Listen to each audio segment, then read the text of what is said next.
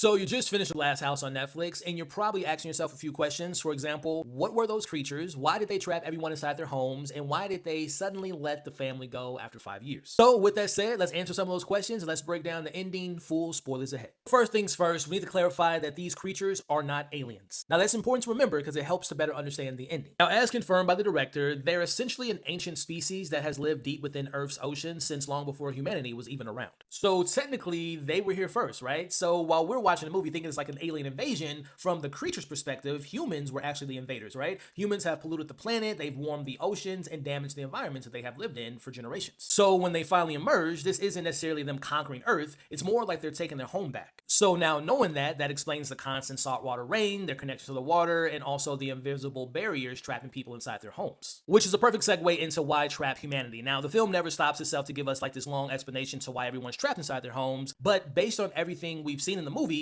the idea seems to be that humanity is being forced to give up control. Civilization disappears, people are isolated, and nature slowly begins reclaiming the world outside.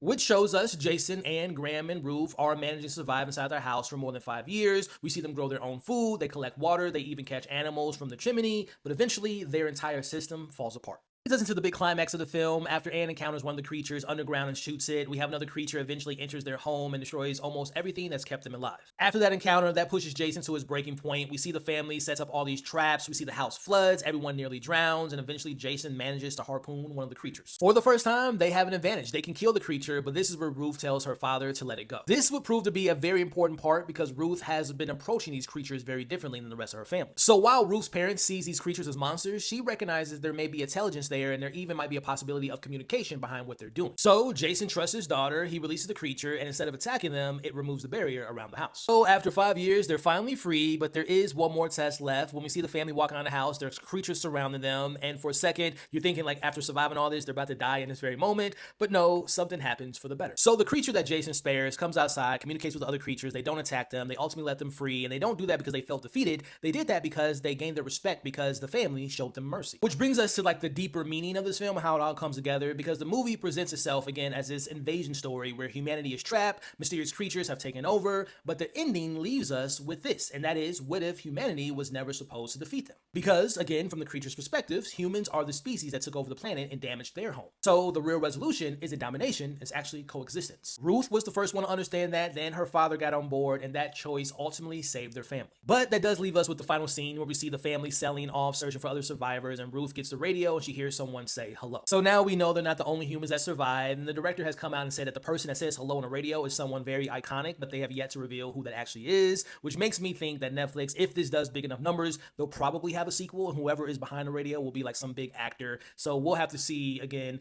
if it does numbers, if we get a sequel, and we find out what happens to the rest of humanity. So I have a full breakdown of my thoughts of the film, what I liked, what I didn't like, but let me know in the comments, what did you think about the movie? What did you think about the ending, the design of the creatures, the meaning of the creatures? Do you want to see a sequel? Let's talk about it all in the comments below. And for more Ending Explains and videos like this, consider subscribing and following for more.